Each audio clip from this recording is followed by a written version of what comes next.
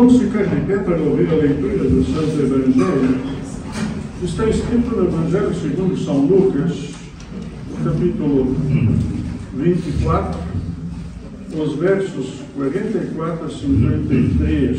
Isto está na página 1520. Página 1520. E onde lemos assim: a seguir, Jesus lhes disse: são estas as palavras que eu lhes falei, estando ainda com vocês. Era necessário que se cumprisse tudo o que está escrito a respeito de mim na lei de Moisés, nos profetas e nos salmos. Então lhes abriu o entendimento para compreender as Escrituras. E disse-lhes: assim está escrito, que o Cristo tinha de sofrer, ressuscitar dentre os mortos no terceiro dia, e que em seu nome se pregasse arrependimento para a remissão de pecados a todas as nações, começando em Jerusalém. Vocês são testemunhas destas coisas. Eis que envio sobre vocês a promessa do meu Pai. Permaneçam, pois, na cidade até que vocês sejam revestidos do poder que vem do alto. Então Jesus os levou para fora até Betânia, e erguendo as mãos os abençoou. E aconteceu que enquanto os abençoava, ia se retirando deles, sendo elevado para o céu. Então eles, adorando, voltaram para Jerusalém, cheios de alegria, e estavam sempre no templo, louvando a Deus. Até aqui a leitura do Santo Evangelho. Que Deus nos assista ao meditarmos sobre a sua palavra. Amém. Podem sentar. Em Cristo Jesus, estimados, sabe que é sempre temerário termos textos fortes para pregar. E curiosamente a ascensão não é um assunto que prega-se muito, porque a ascensão acontece numa quinta-feira, e o dia de culto é sempre no domingo, e a ascensão às vezes fica relegado a ser anunciado no Pentecostes. E por isso que eu fiz hoje as leituras de quinta-feira, para falarmos da ascensão. É muito curioso o texto, porque, sabe, há um dinamismo na palavra de Deus e no reino de Deus. Se alguém pensa que o céu será algo morno, algo que não vai se passar nada, desengane-se. Há um dinamismo no reino de Deus. Vivemos a Semana Santa, foi a morte, o sepultamento de Cristo, a ressurreição. Cristo aparece durante 40 dias aos discípulos. No 40º dia, no dia da ascensão, ele volta aos céus. E esta é uma marca do Cristo que veio e que volta. É que ele pertence ao céu. E é por isso que ele volta. Mas há coisas a reter. Sabe que as pessoas procuram, e o ser humano procura, desde a Carta dos Direitos Humanos, desde tantas outras constituições que existem das Nações Unidas, a conquistar a sua dignidade. Jesus repõe a dignidade dos homens. É que Jesus é aquele Filho do homem que veio ao mundo para tornar o homem filho de Deus. E quando ascende aos céus, Jesus abre a porta. Abre a porta dos céus. É que agora é possível irmos para lá. Porque tem alguém lá à nossa espera. E ele diz mais, nesse dinamismo, eu vou e vou preparar-nos um lugar. É claro que eu posso rejeitar isso. As pessoas procuram uma dignidade sem Deus. Vocês já viram como o mundo está? O mundo sem Deus faz isto. Luta cada um por si, faz guerras. E culpa Deus. Mas o mundo de Deus não faz isto. E o mundo de Deus espera. E espera uma das marcas dos filhos de Deus. Depois da ressurreição, Jesus disse aos discípulos, esperai em Jerusalém. E ele os encontrou. Porque é sempre Jesus que nos busca. É sempre Deus que vem ao encontro. E agora ele os leva a um monte em Betânia. E sabe, a leitura de Atos dos Apóstolos, ela é uma leitura muito querida desse dia, porque diz lá, nos Atos dos Apóstolos, de que e é sempre o evangelista, é Lucas quem faz. Há quem diga que o evangelho depois de Lucas já será Atos dos Apóstolos, que é a continuação. E Lucas diz assim, quando fala da ascensão. E então estavam reunidos com Jesus. E lhe perguntaram, esta é uma marca, estar reunidos. Sabe que há aqueles que querem ser cristãos sozinhos, isso é impossível. Sabiam por quê? Porque a ordem é ser cristãos juntos. E quando estamos sozinhos, a ordem é buscar os dispersos, não ficar sozinhos. Porque é a comunhão. Porque o amor a Deus, na vertical, e ao próximo, no horizontal, que fazem parte da lei de Deus. E eles esperavam lá. E Jesus diz assim, que eles esperam. Mas olha a pergunta que os discípulos fizeram.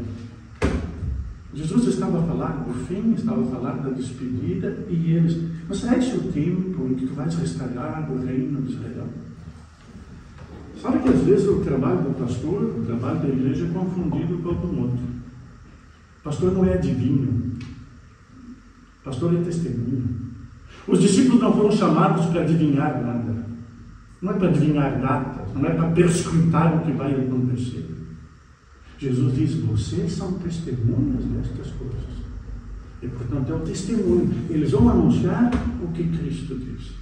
E sabe que há uma cena que eu fico a pensar, porque o cenário é muito bonito, e depois de vocês testemunharem pela Judéia e os confins da terra, vocês vão fazer isso.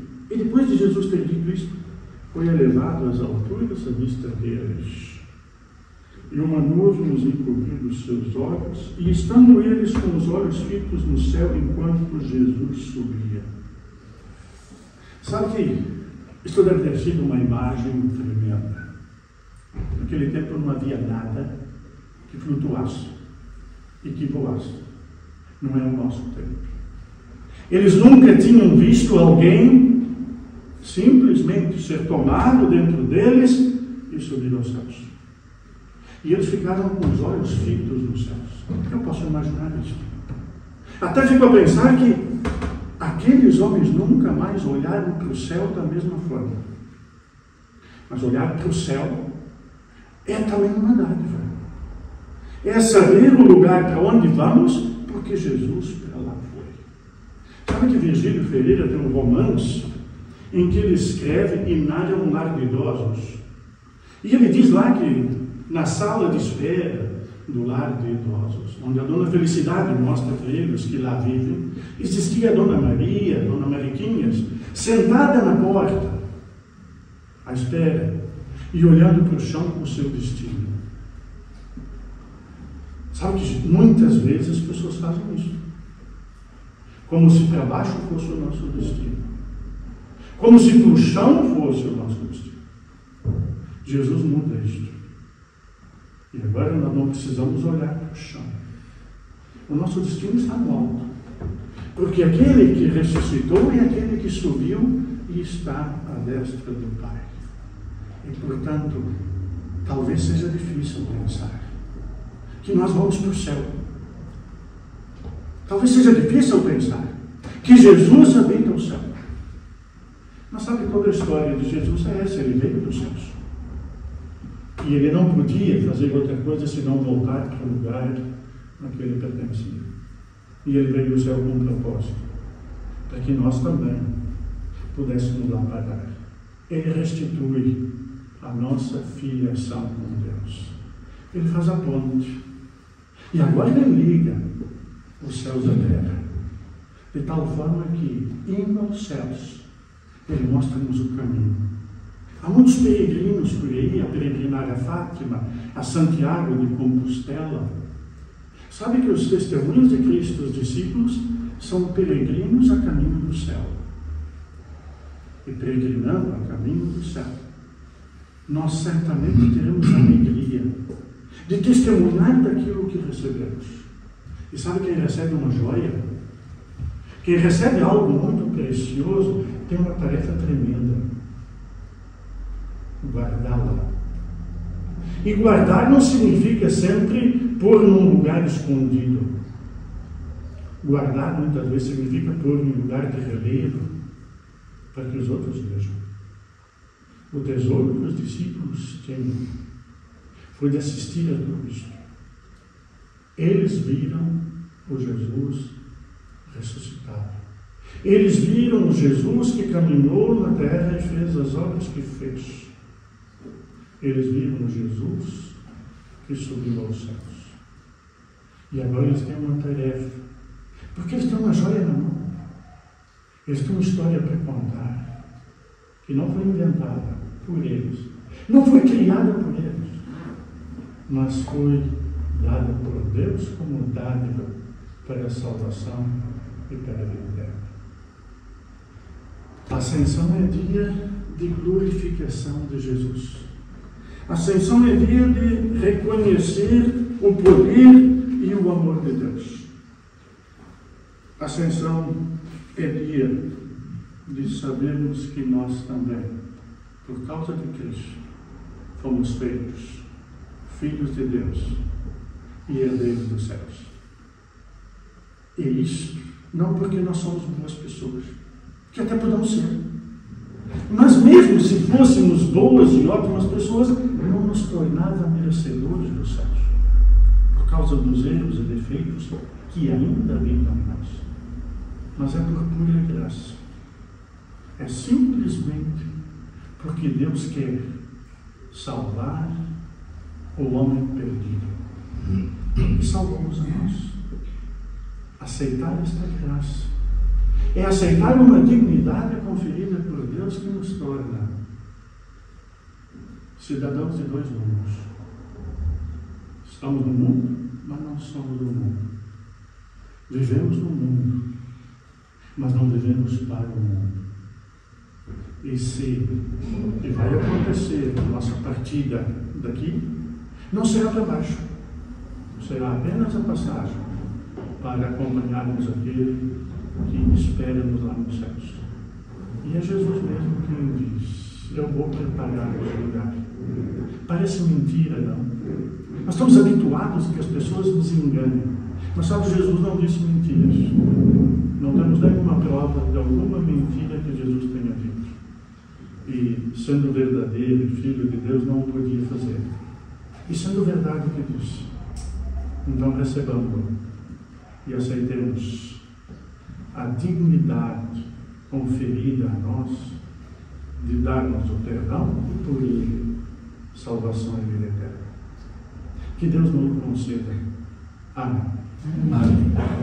E a paz de Deus, que ultrapassa e excede o nosso humano entendimento, guarda os nossos corações e mentes em Cristo Jesus para a vida eterna. Amém.